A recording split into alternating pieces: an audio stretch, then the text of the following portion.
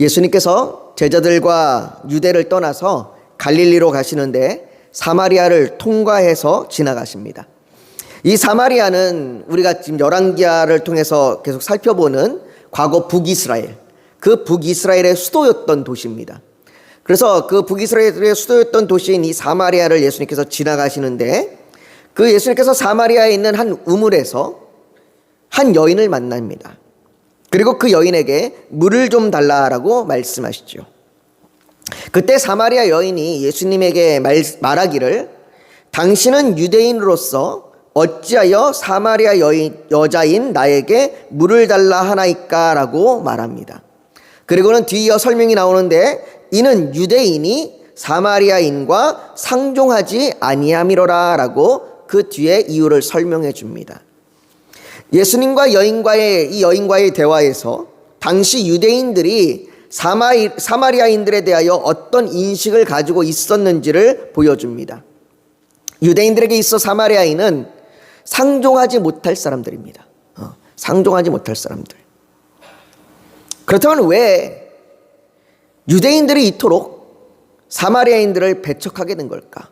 왜 사마리아인들을 상종하지 않을까? 심지어 유대인들은 이 유대에서 갈릴리로 갈 때 사마리아를 지나가면 빠른 길인데 일부러 사마리아를 삥 돌아서 갈 정도였다고 합니다. 그들과 같이 있지도 아니하고 그들과 전혀 상종하지 않을 정도로 배척하는 이유가 도대체 뭔가? 오늘 본문이 그 이유에 대하여 지금 보여주고 있습니다. 오늘 본문이 그 이유가 나오는 지금 배경이 되게 되는데요. 이 북이스라엘의 수도인 사마리아를 아수르 왕이 점령합니다. 아수르 왕이 점령하고 난 다음에 북이스라엘의 사마리아 지역에 있었던, 특히 이제 사마리아에 많았던 그 엘리트에 속하는 사람들, 귀족이나 아니면 지식층에 있는 사람들을 아수르 제국의 여러 지역으로 뿔뿔이 흩어놓습니다. 포로로 끌고 가서 뿔뿔이 흩어놓죠. 그리고는 북이스라엘에 남아있는 자들, 주로 이제 여인이나 노인들이나 이런 사람들이 남아 있었겠죠.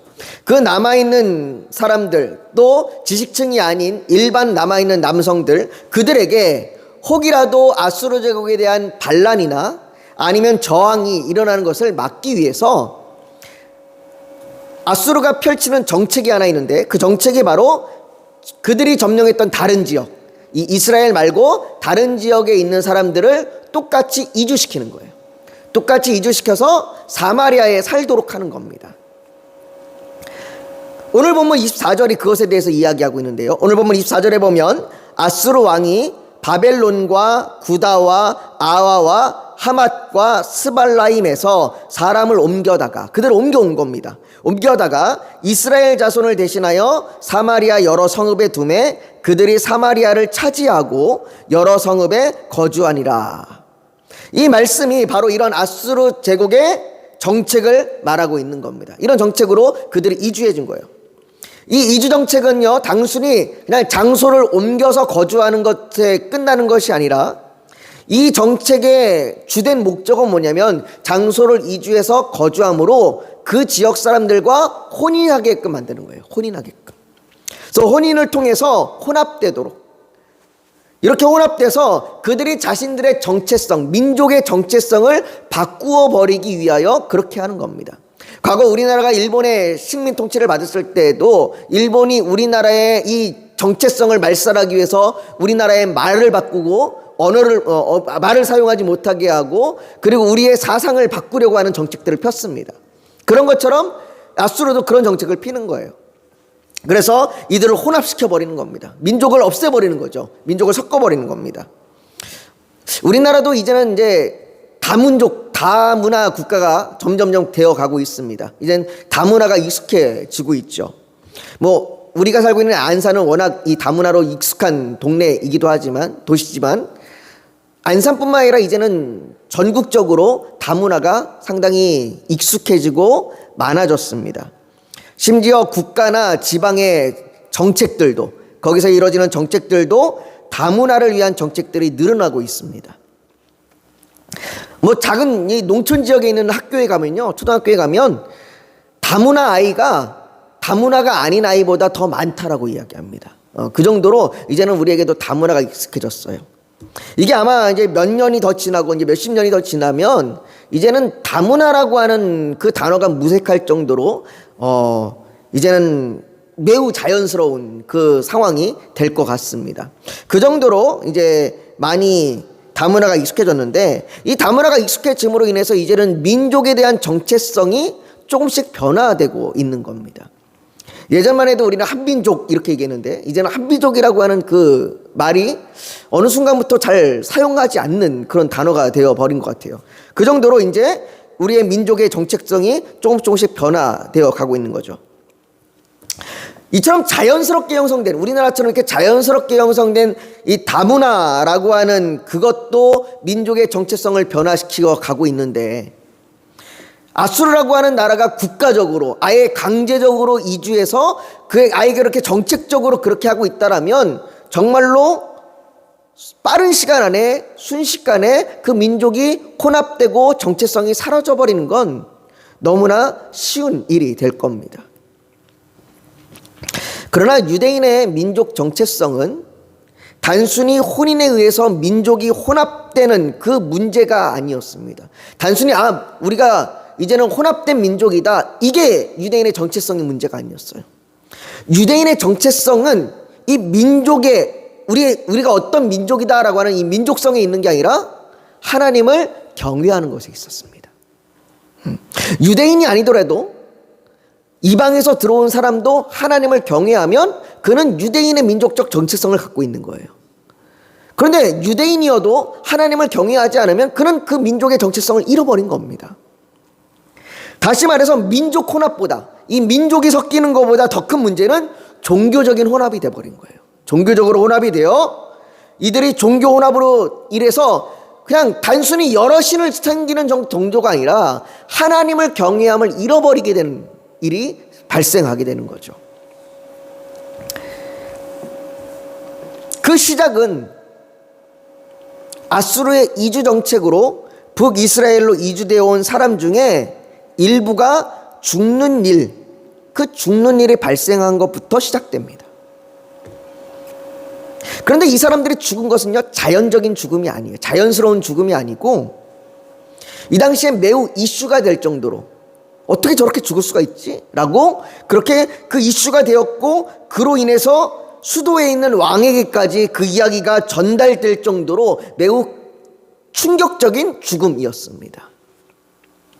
그 죽음에 대하여 오늘 본문 25절이 말하고 있는데요, 25절에 보면 이렇게 얘기합니다. 그들이 처음으로 거기 거주할 때에 여호와를 경외하지 아니하므로 여호와께서 사자들을 그들 가운데 보내심에 몇 사람을 죽인지라 라고 말합니다. 그들은 사자에 의해서, 여기서 말하고 있는 사자는 짐승 사자입니다. 동물 사자를 얘기하는 거예요. 그 동물 사자에 의해서 그들이 찢겨 죽었습니다. 사자에 의해서 물어뜯겨서 찢겨서 죽었는데, 그 이유가, 그 죽게 된 이유가 뭐냐? 여호와를 경외하지 않았기 때문이다 라고 얘기해요. 여호와를 경외하지 않았기 때문이다. 여러분, 사람들이 어떻게 사자에게 찢겨 죽인 이유가 여호와를 경외하지 않은 것 때문이다 라고 하는 것하고 연결시킬 수 있었을까요? 그냥 사자에게 찢겨 죽었는데 저 사람이 여호와를 경외하지 않아서 찢겨 죽었어 라고 어떻게 그렇게 쉽게 그렇게 단정지어서 이야기할 수 있었을까요? 이 당시에 이 사람들, 찢겨 죽인 사람들만, 이렇게 물려 죽인 사람들만 여호와를 경외하지 않은 게 아니라 이 당시에는 대부분의 사람들이 여호와를 경외하지 않았을 텐데 왜 유독 이 사람들의 죽음을 그렇게 연결한 것일까?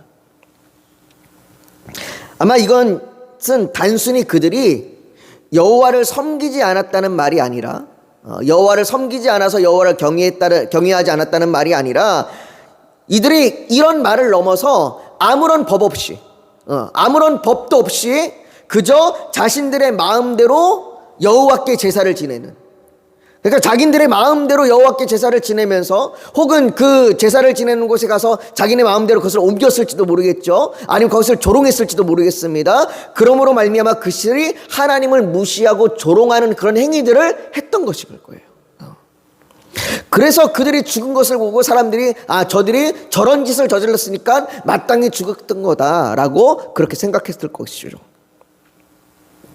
여러분들 생각해 보십시오. 누군가 예수님을 믿는다고 얘기하면서 교회에 들어와서는 말씀과 상관없이 자기 마음대로 믿으면서 나 예수 믿어 라고 얘기하면서 자기 마음대로 믿고, 그래서 말씀과 교회의 모든 것을 무시하면서 자기 멋대로 말씀을 해석하고, 그리고 자기 뜻대로 살면서 자신이 예수님을 믿는다고 말한다면 그것은 오히려 예수 그리스도를 조롱하는 것이죠. 조롱하는 것이죠. 예수 그리스도에 대한 어떤 경외감도 없이 오히려 예수 그리스도를 자기 발밑에 두는 그런 행위 아니겠습니까? 오늘 본문에 나온 이 사자에 의해서 죽은 일도 아마 이와 같은 모습이었을 겁니다. 자신들이 여호와께 제사를 지낸다고 얘기하면서 정말로 자기네 맘대로 법도 없이 그냥 그렇게 행하는 그런 모습이었을 겁니다. 그들의 죽음은 사람들 사이에 하나님의 법을 알지 못하기 때문에 죽은 것이라고 하는 그런 소문이 퍼져나갔고, 그것이 사람들 사이에 아주 흉흉한 소문이 되어버린 겁니다. 우리도 잘못하면 죽을 수 있겠구나. 우리도 잘못하면 사자에 의해서 물려 찢겨 죽일 수 있겠구나. 이곳에 도저히 우리가 못 살겠구나. 이런 소문들이 막 퍼져나가기 시작하는 거죠. 그 소문이 얼마나 두렵고 떨리게 퍼져나갔고, 그 소문이 얼마나 심각했는지 아수르에 있는 그 아수르의 왕에게까지 그 소문이 들린 겁니다. 이 아수르의 왕은 그 소문을 듣고 이 문제를 매우 심각하게 받아들였어요. 이 문제 빨리 해결하지 않으면 큰일 나겠다. 빨리 해결해야 저들이 뭔가 저항이 일어나지 않겠다. 그렇게 판단하고 이들의 문제를 해결하기 위한 명령을 내립니다. 그 명령이 오늘 본문 27절과 28절입니다. 27절 중간에서부터 보면 이렇게 얘기합니다. 아수르 왕이 명령하여 이르되 너희는 그곳에서 사로잡아온 제사장 한 사람을 그곳으로 데려가되 그가 그곳에 가서 거주하며 그 땅 신의 법을 무리에게 가르치게 하라 하니, 이에 사마리아에서 사로잡혀간 제사장 중 한 사람이 와서 베델에 살며 백성에게 어떻게 여호와 경외할지를 가르쳤더라 라고 말합니다.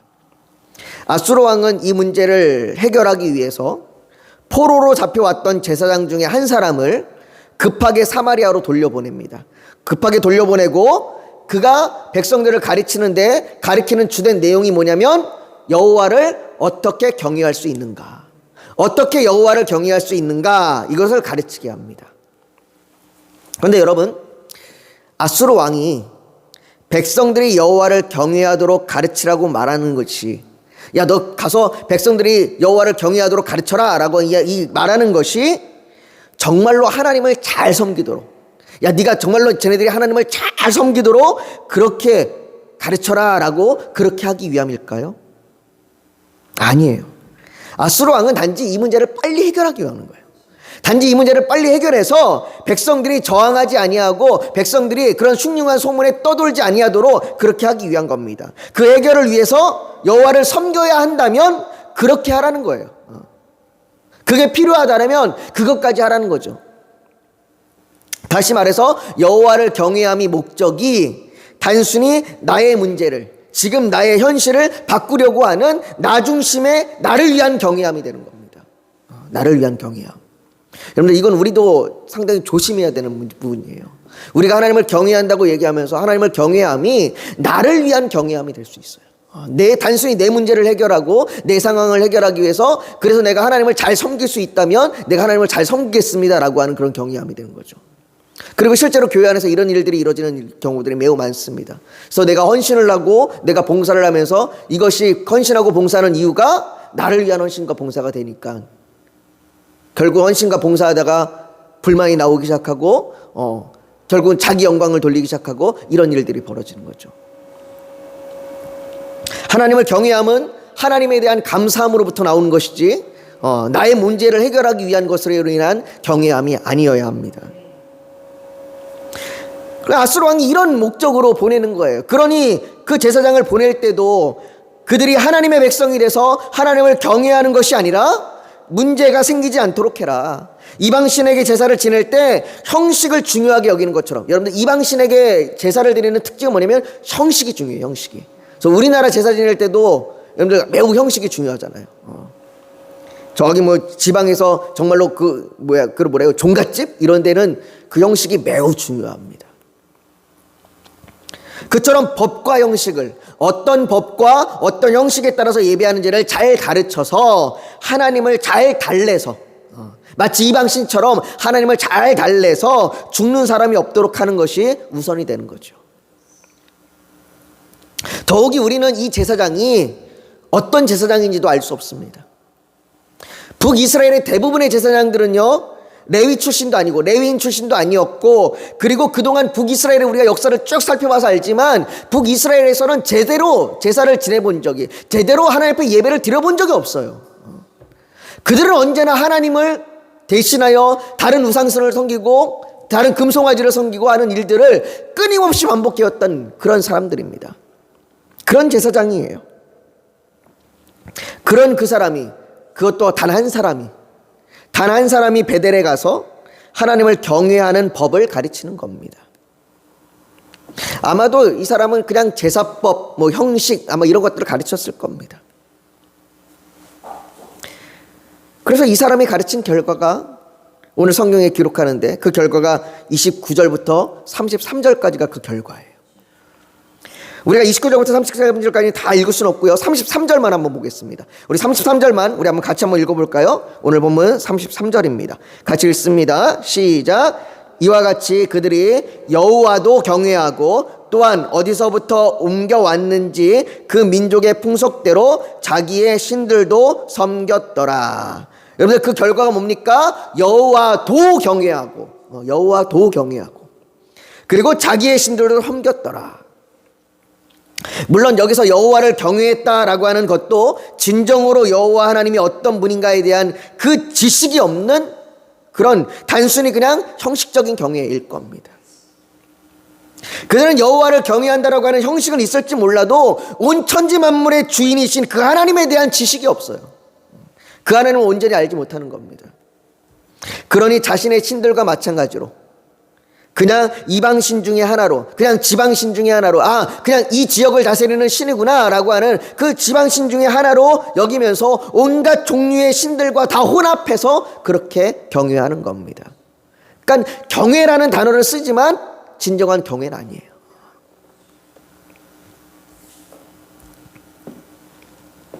그리고 이런 결과에 대해서 34절은 말합니다. 34절에 이렇게 얘기해요. 그들이 오늘까지, 그들이 이 열왕기하가 기록되는 그 바벨론 포로로 가 있는 그때까지도 오늘까지 이전 풍속대로 행하여 여호와 경외하지 아니하며, 뭐라고 이거 직접적으로 얘기하잖아요. 그들이 여호와를 경외하지 아니했다. 그들이 여호와를 경외하지 아니하며 또 여호와께서 이스라엘이라 이름을 주신 야곱의 자손에게 명령하신 율례와 법도와 율법과 계명을 준행하지 아니하는도다. 그들은 여호와를 경외하지 않았고 하나님의 말씀대로 하나님의 법도 다 잃어버린 거예요. 다 행하지 않은 거예요.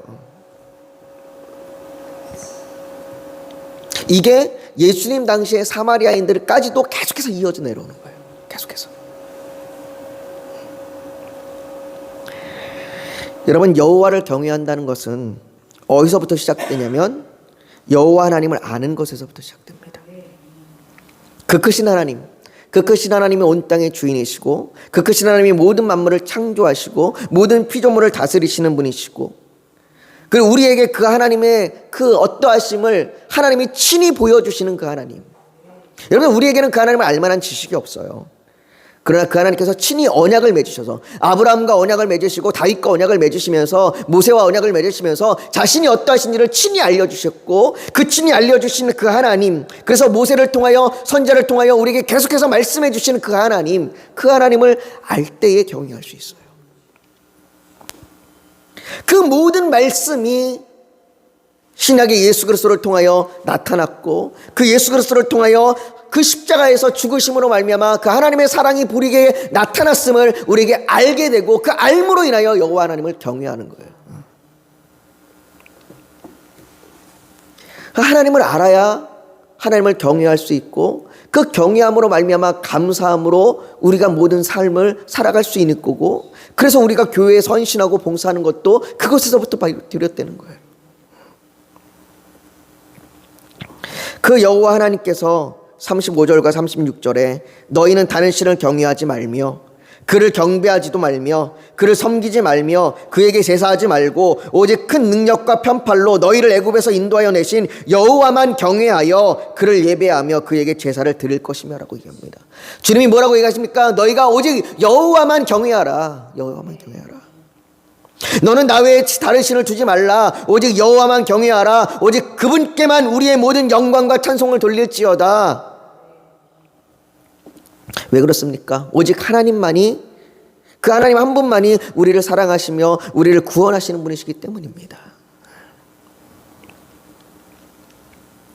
여러분, 그들은 오늘 성경에 그들이 여호와도 경배했다고 얘기합니다.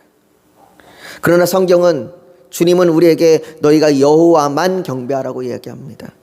여러분들, 도와 만의 차이는 완전히 세계가 바뀌어버리는 차이예요. 세계가 바뀌어버리는 차이예요. 완전히 하나님을 다르게 인식하는 겁니다. 미가서 7장 18절은 우리에게 이렇게 말합니다. 주와 같은 신이 어디 있습니까? 주와 같은 신이 어디 있습니까? 주께서는 죄악과 그 기업의 남은 자의 허물을 사유하시며 인애를 기뻐하심으로 진노를 오래 품지 아니하시나이다. 여러분들, 주와 같은 신이 없습니다. 주와 같은 신이 없어요. 주님이 아니시면 우리를 죄악에서 건지실 자가 없습니다. 이 깊은 인식이 없으면, 이 깊은 하나님에 대한 아는 지식이 없으면 우리는 너무나 쉽게 여호와도 경외하게 돼요. 여호와도 경외하는 이 위험에 빠질 수 있습니다.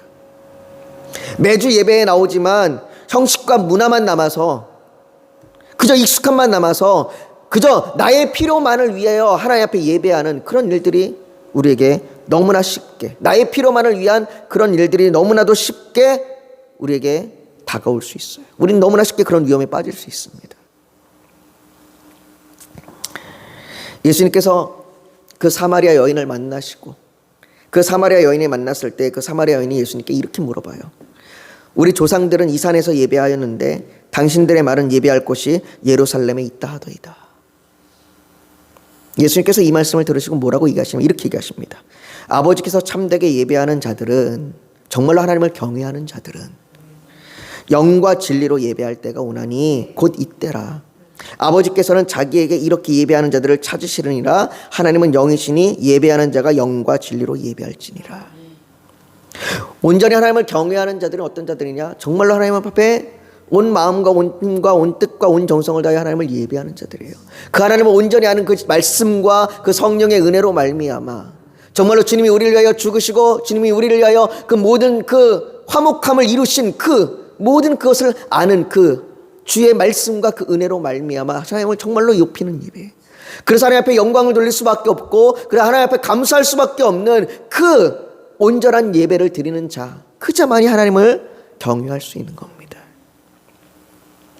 그 사람은 하나님 외에 다른 것들을 경외할 만한 그 어떤 것도 그에게 있을 수 없습니다. 하나님의 그 크신 사랑을 깊이 알기 때문에 그 놀라운 은혜 안에서 주님과의 그 온전한 연합으로 오직 하나님만 경배하게 되는 것이죠. 오직 하나님만 경외하는 것이죠. 유대인들은 사마리아인들과 상종하지 않을 정도로 배척하고 거부했지만 예수님께서는 그들에게 너희가 이때가 왔다라고 얘기합니다. 진정으로 회복될 때, 진정으로 하나님을 경외할 때가 왔다라고 얘기합니다. 우리도 마찬가지입니다. 하나님을 진정으로 경외할 때 지금 이때입니다. 우리가 하나님의 온 마음과 온 뜻으로 그분을 알고 그분을 경외하는 저와 여러분들이 되기를 주의 이름으로 축복하고, 우리 시간 주님 앞에 또 그렇게 기도하길 원합니다. 우리 오늘 말씀을 좀 묵상하면서 하나님, 혹이라도 내가 나의 필요 때문에 여호와를 경외하는, 여호와도 경외하는 그런 삶이 되지 않도록, 그런 위험에 빠지지 아니하도록 내가 오직 주님을 알아서 그 주님의 놀라운 은혜 가운데, 주님의 그 사랑하신 가운데 여호와 하나님만 경배하며 예배하는 그 내가 되게 하여 주시옵소서. 나를 그렇게 인도하여 주시옵소서. 우리 이 시간 그렇게 주님 앞에 우리 주여 한번 부르짖고 같이 기도하겠습니다. 우리의 왕이신 주님, 우리를 구원하시는 주님, 우리에게 사랑이신 하나님 아버지, 우리의 아버지 되시는 주님, 주님을 경외합니다. 주님을 경외합니다. 오직 주님만 경외합니다. 우리가 다른 신, 다른 어떤 우상들, 아버지 하나님, 아버지 우리의 곁에 있지 아니하고 오직 여호와 하나님만을 경외할 수 있도록 우리를 인도하여 주시고 붙들어 주시옵소서. 아버지 혹이라도 우리의 필요 때문에 주님을 경외한다면, 혹이라도 우리의 필요 때문에 주님을 앞에 나아가 주님을 찾는다면 아버지 우리를 용서하여 주시옵시고, 오직 우리가 주의 영광을 바라며 오직 주의 즐거움을 바라며 우리가 주 앞에 예배하며 경외하게 하여 주시옵소서. 아버지 하나님, 주여 간절히 원하오니 우리 교회를 붙들어 주셔서 하나님의 말씀대로 서는 교회가 되게 하여 주시옵시고, 우리 성도들을 붙들어 주셔서 오직 믿음 안에 서는 성도들 되게 하여 주시옵소서. 어떠한 위험과 두려움과 의심과 환난과 핍박에서도, 어떠한 염려와 근심에도 넘어지지 아니하고 오직 주님만을 바라는 믿음을 주시옵소서. 아버지 선교사님들에게 힘을 주시고 위로함을 주시고 그들을 통하여 그 나라와 그 민족의 아버지 하나님의 그 구원함을 아버지 이루어 주시옵소서. 아버지 하나님, 우리의 각자의 삶을 주 앞에 올려드립니다. 아버지 하나님, 주께서 우리를 붙들어 주시고 인도하여 주셔서 우리가 주의 말씀대로 살아갈 수 있도록, 우리가 견디며 인내할 수 있도록 우리를 도와주시옵소서. 아버지 하나님, 우리가 염려와 근심 앞에 아버지 절망하거나 눈물을 흘리지 아니하도록 우리의 필요를 채워주시고 우리가 기뻐하며 감사하며 자족하며 살아가게 하여 주시옵소서. 아버지 하나님, 주님이 주신 것으로 만족하길 원합니다. 주님으로 인하여 기뻐하길 원합니다. 아버지 하나님, 주여 우리의 모든 질병을 치료하여 주시고 우리의 아버지 정말 아버지 고통을 주여 덜어주시옵시고, 아버지 하나님, 우리 성도들을 붙들어 주셔서 우리 성도들의 아버지 부모와 자녀와 친척과 이웃들을 구원하여 주시옵소서. 아버지 그들을 아버지 지옥의 그 진노 가운데서 건져내어 주시옵소서. 아버지 간절히 원하오니 하나님의 놀라운 은혜가 오늘 예배 가운데 참여한 모든 자들에게 하나님의 그 축복과 평안과 그 사랑이 가득하게 하여 주시옵소서. 모든 것 주 앞에 올려드립니다. 주님 찬양 받으시고 영광 받아 주시옵소서. 예수님의 이름으로 기도하옵나이다. 아멘.